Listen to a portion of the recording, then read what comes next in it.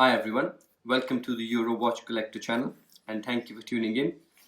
This is a follow-up video to the recent unboxing video that I uploaded to my channel last week for my Rolex Batman.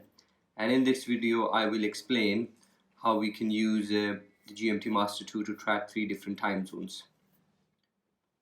I will leave a link for that video in the description of this video as well, so please go and have a look at that video as well if you haven't seen it already, and please like and share. So let's start.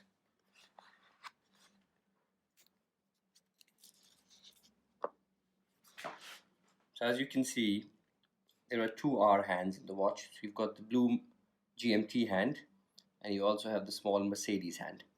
So the blue GMT hand corresponds to the 24-hour bezel that's outside the watch, and the small Mercedes R hand corresponds to the R markers inside the watch. So first thing, and the bezel is also, you've got top portion of the bezel, the top part is black in color and the bottom part is blue. So the black portion of the bezel basically symbolizes nighttime and the blue portion of the bezel basically symbolizes daytime.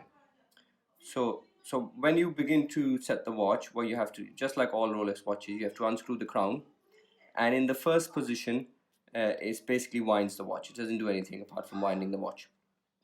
And if you pull it out one more time, then you can basically control the small Mercedes hand. And as you can see, the Mercedes hand moves in 1 hour multiples, so it's very easy to set the time whenever you're traveling from one place to another. And the Mercedes hand basically corresponds to, represents the local time that's in your location. So wherever you are, local time will be represented by the Mercedes hand inside the watch. And if you pull it out one more time, then you can see the seconds and everything stop, and then you can basically set your GMT time and your hour and your minutes as well.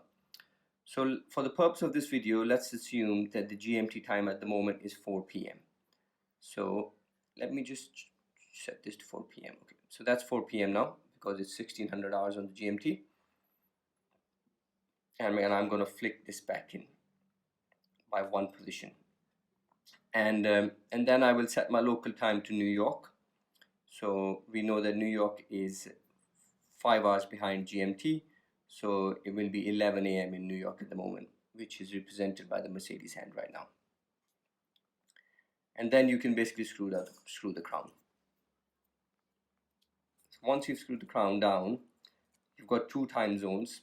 So one is your GMT time, which is represented by the blue R hand and the bezel outside, and you've got your local time as New York, which is represented by the Mercedes hand and the R markers inside.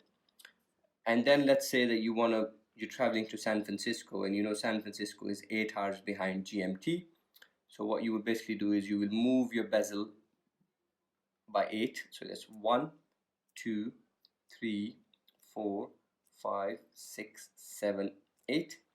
And then you can see that basically San Francisco at the moment will be 8 a.m. because the blue R hand represents 8 a.m. on the bezel.